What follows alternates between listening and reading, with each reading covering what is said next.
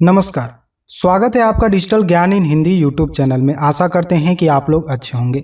अगर आप प्रधानमंत्री किसान सम्मान निधि योजना में जुड़े लाभार्थी हैं और आप चाहते हैं कि हमारी 11वीं किस्त अच्छे से खाते में पहुंच जाए, तो गवर्नमेंट के द्वारा एक एडवाइजरी जारी की गई है, जिसमें ये बताया गया है कि 31 मार्च 2022 से पहले आपको KYC पूरी कर लेनी है। अगर आप ऐसा नहीं करते हैं तो आपके खाते में 11वीं किस्त नहीं पहुंचेगी, 11वीं किस्त लटक सकती है।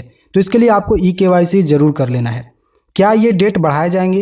तो ऐसा कोई भी अभी कृषि मंत्रालय की तरफ से अपडेट नहीं दी गई है, नहीं NIC के द्वारा कुछ भी अपडेट ऐसा आया हुआ है। तो अभी उसका इंतजार नहीं करना है कि डेट बढ़ेंगे कि नहीं बढ़ेंगे। आपको फटाफट KYC पूरी कर लेनी है। KYC करने में एरर आ रहे हैं, जिसको लेकर हमने पिछली भी वीडियो KYC को लेकर बनाई है, जिसमें हमें कमेंट प्राप्त हुए हैं। उन सारे एरर का हम इसमें सॉल्यूशन बताने वाले हैं।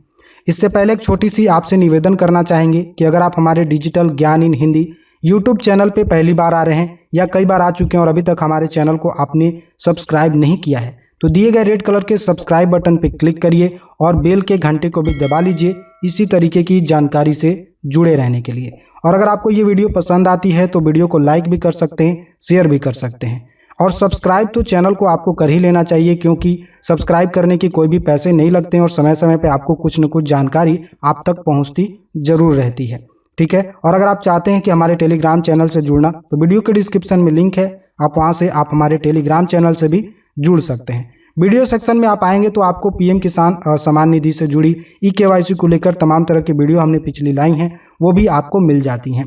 तो चलिए हम आपको ऑफिशियल वेबसाइट पर ले चलते हैं। देखिए, ये PM किसान सम्मान निधि योजना का ऑफिशियल वेबसाइट है। इससे आप भली भांति परिचित होंगे, नहीं है तो आप देख लीजिए। इस पर जैसे ही आते हैं तो KYC को लेकर 2 मेथड बताए गए हैं NIC के द्वारा, जो पोर्टल पे अपडेटेड हैं।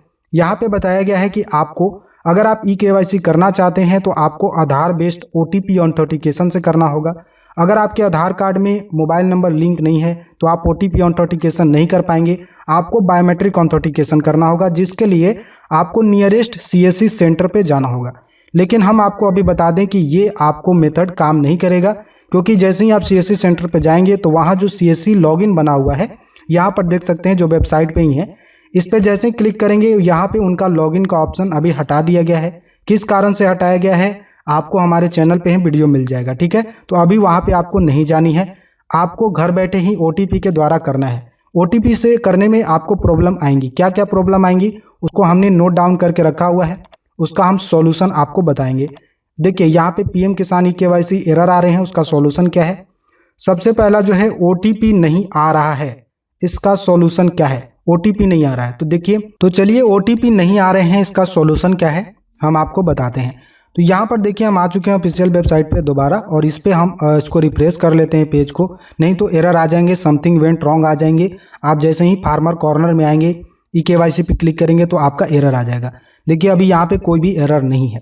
यहाँ पे आपको आधार नंबर डालना है। अगर यहाँ पे आप इसके लाभार्थी नहीं है या आपको इससे डिलीट मार दिया गया है, इस योजना से आपको बाहर कर दिया गया है, तो जैसे ही आप आधार नंबर डालकर सर्च करेंगे तो नॉट रिकॉर्ड फाउंड आएगा, ये एरर आपको देखने को मिलेगा।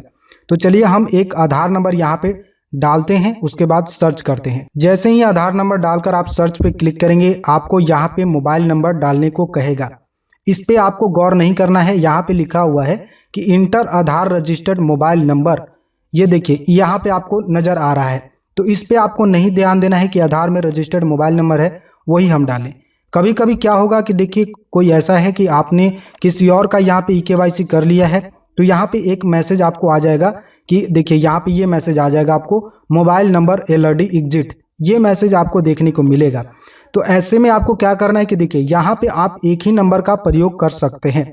इस बात का ध्यान रखिए कि यहाँ पे अगर एक नंबर का प्रयोग कर लेते हैं तो दोबारा उस नंबर को आप प्रयोग नहीं कर पाएंगे इस PM किसान सम्मान निधि के पोर्टल पे KYC करते वक्त। जैसे ही आप उस नंबर को दोबारा आप डालेंगे, जब KYC हो जाएगा सक्सेसफुली, तो फिर से आपको ये मैसेज देखने को मिल जाएगा, मोबाइल नंबर LRD एग्जिट, तो ये मैसेज आपको देखने को मिलेगा। ठीक है। तो यहाँ पे क्या करना है कि मोबाइल नंबर कोई भी डालिए, जो भी डालना चाहते हैं वो मोबाइल नंबर यहाँ पे आप डाल सकते हैं। मोबाइल नंबर डालने के बाद आप गेट मोबाइल OTP पे क्लिक करिए। जो OTP नहीं आ रहे हैं उसका हम उपाय आपको बता रहे हैं कि OTP क्यों नहीं आ रहे हैं। तो जो OTP आए हैं उसको आपको इसमें डाल देना है, जो मोबाइल पे आपको प्राप्त हुए हैं, जो भी आपने यहाँ पे मोबाइल नंबर डाला है।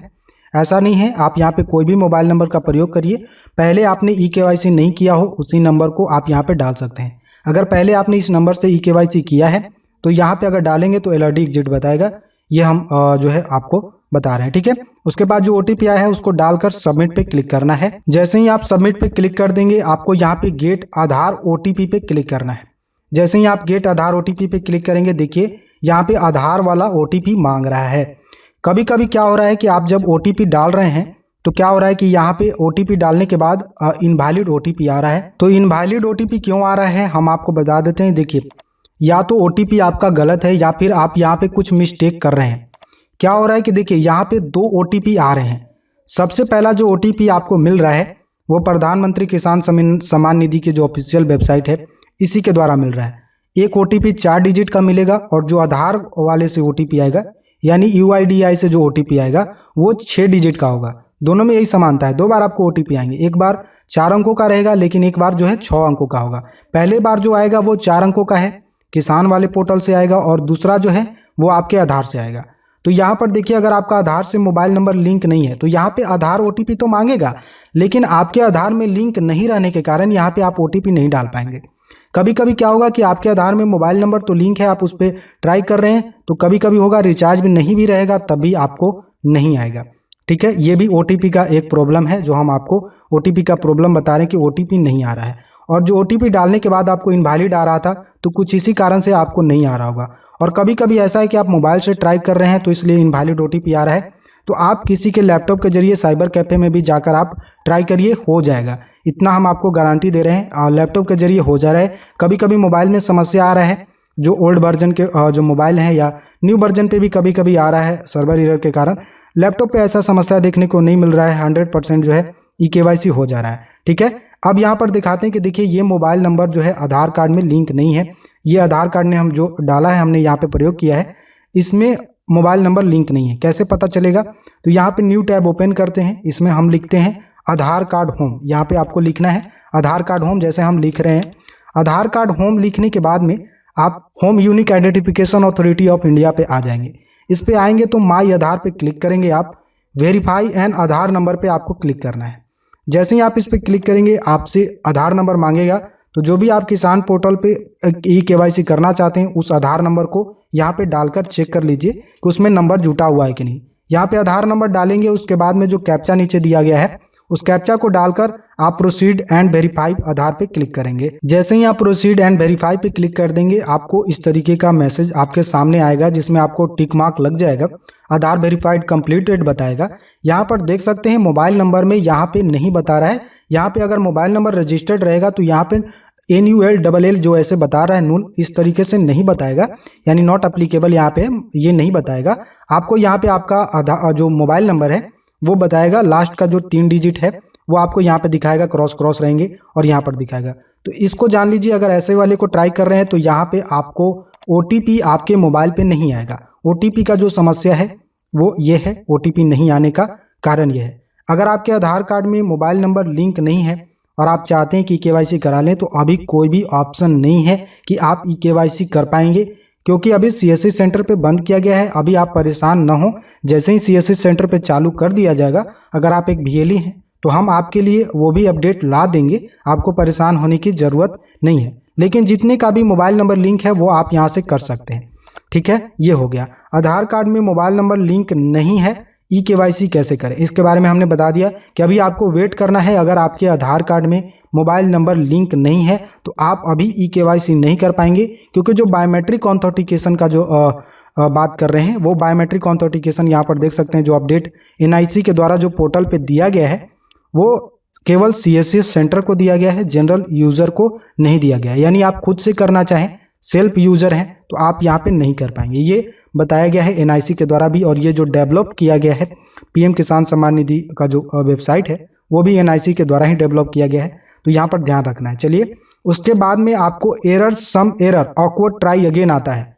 ये क्यों आता है इसका हम बता देते हैं। ये इसलिए आता है कि कभी कभी जो मोबाइल में आप ट्राई कर रहे होंगे तो इस तरीके का मैसेज आपको देखने को मिलेगा। तो आप किसी के लैपटॉप के जरिए करिए, साइबर कैफ़े में जाकर करिए, ये आपको मैसेज नहीं मिलेगा और वहाँ से आप रिसीविंग डाउनलोड जरूर कर लीजिए, रिसीविंग प्रिंट जरूर करवा लीजिए।